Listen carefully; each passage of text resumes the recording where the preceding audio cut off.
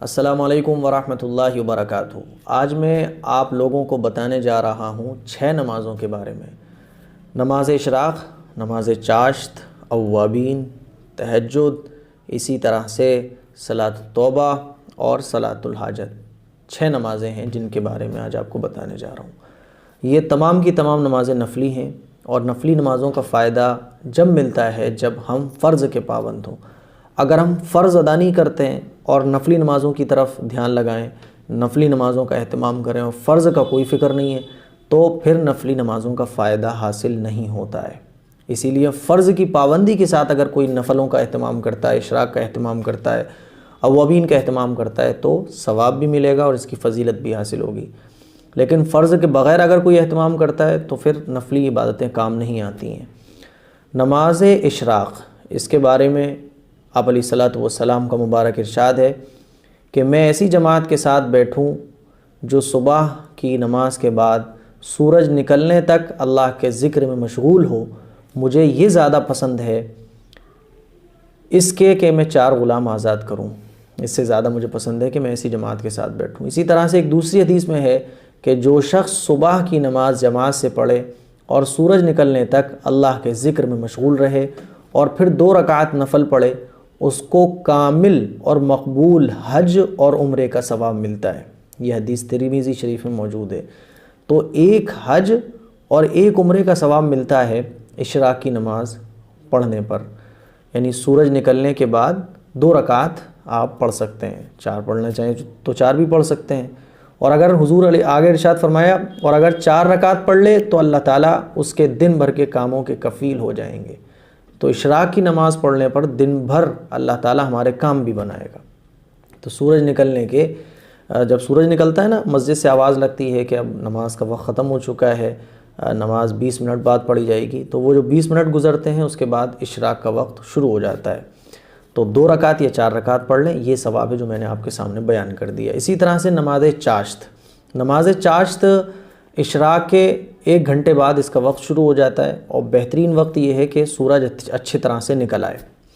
اور اس کے بارے میں آپ علیہ الصلوۃ والسلام نے ارشاد فرمایا کہ چاشت کی 2 رکعت پڑھنے کی وجہ سے جسم کے 360 جوڑوں کی طرف سے صدقہ ہو جاتا ہے۔ ہمارے جسم میں 360 جوڑ ہیں۔ جو کوئی مسلمان چاشت کی نماز پڑھتا ہے تو اللہ تعالیٰ نے یہ جوڑ ہمیں دے رکھے ہیں، ہم ہاتھوں کو گھما لیتے ہیں اور ہاتھوں کو یوں آڑا ترچھا کر لیتے ہیں، موڑ لیتے ہیں، تو جتنے بھی جوڑ ہیں ان سارے جوڑوں کی طرف سے صدقہ ہو جاتی ہے چاشت کی نماز۔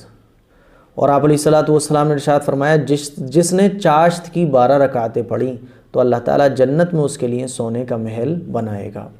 اتنا بڑا ثواب ہے۔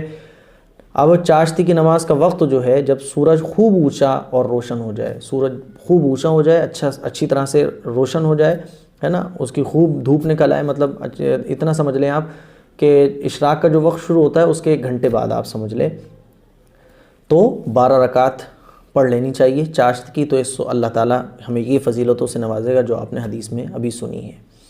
اور عموماً ہمارے یوپی میں اس کا وقت جو ہے وہ 10 بجے زوال سے پہلے تک رہتا ہے، یعنی زوال سے پہلے آپ چاشت کی نماز پڑھ سکتے ہیں۔ اسی طرح سے اوابین کے بارے میں آپ علیہ الصلوۃ والسلام سے مروی ہے کہ جو کوئی مغرب اور عشاء کے درمیان نماز پڑھے تو وہ نماز خدا کی طرف رجوع کرنے والوں کی نماز ہے، خدا کی طرف رجوع کرنے والوں کی نماز ہے۔ اور فرمایا آپ علیہ الصلوۃ والسلام نے جس نے مغرب کے بعد 6 رکعتیں اس طرح پڑھی کہ ان کے درمیان کوئی بری بات نہ کی تو یہ رکعتیں اس کے لیے 12 سال کی عبادت کے برابر ہوں گی، اور یہ حدیث بھی ترمذی شریف میں موجود ہے۔ تو جو کوئی مغرب کی نماز کے بعد، مغرب کی نماز ہم نے پڑھی، اس کے بعد سنت اور نفلیں پڑھنے کے بعد 6 رکعتیں اگر اوابین کی نیت سے پڑھی جائیں تو اللہ تعالیٰ اس کو 12 سال عبادت کا ثواب عطا فرماتا ہے۔ اتنا بڑا ثواب ہے اوابین کی نماز پڑھنے کا۔ اسی طرح سے تہجد کے بارے میں آپ علیہ الصلوۃ والسلام کی حدیث ہے کہ تہجد کی نماز پڑھا کرو کیونکہ نیک بندے اس کو پڑھتے آئے ہیں۔ جتنے بھی نیک بندے گزرے ہیں سب نے تہجد کی نماز پڑھی ہے۔ اس سے اللہ تعالیٰ سے نزدیکی نصیب ہوتی ہے تہجد کی نماز سے۔ اور آپ علیہ الصلوۃ والسلام نے ارشاد فرمایا اور یہ نماز گناہوں کو معاف کرا دیتی ہے اور گناہوں سے روکتی ہے۔ تہجد کی نماز کا یہ ثواب ہے۔ ایک حدیث میں ہے کہ تہائی رات جب رہ جاتی ہے تو اللہ تعالیٰ کی طرف سے منادی ندا دیتا ہے کہ ہے کوئی دعا کرے اور اس کی دعا قبول کی جائے، اور ہے کوئی جو مغفرت طلب کرے اور اس کی مغفرت کر دی جائے۔ تہجد کے وقت اعلان لگتا ہے اللہ تعالیٰ کی طرف سے، ہے کوئی مانگنے والا کہ اس کی مرادوں کو پورا کیا جائے، ہے کوئی مغفرت طلب کرنے والا کہ اس کی مغفرت کی جائے۔ اتنا بڑا ثواب ہے تہجد کا، اور تہجد کی آپ 2 سے لے کے 8 رکعت تک پڑھ سکتے ہیں، 12 پڑھ سکتے ہیں، زیادہ پھر آپ کی مرضی ہے۔ حضور علیہ الصلاۃ والسلام کا عام معمول تھا کہ آپ علیہ الصلاۃ والسلام 8 رکعت پڑھا کرتے تھے۔ تہجد کی نماز آپ پڑھ سکتے ہیں۔ تہجد کی نماز کا وہ وقت وہی ہے، سحری کا جو وقت ہوتا ہے، سحری کا وقت جب ختم ہوتا ہے تو تہجد کی نماز کا وقت بھی ختم ہو جاتا ہے۔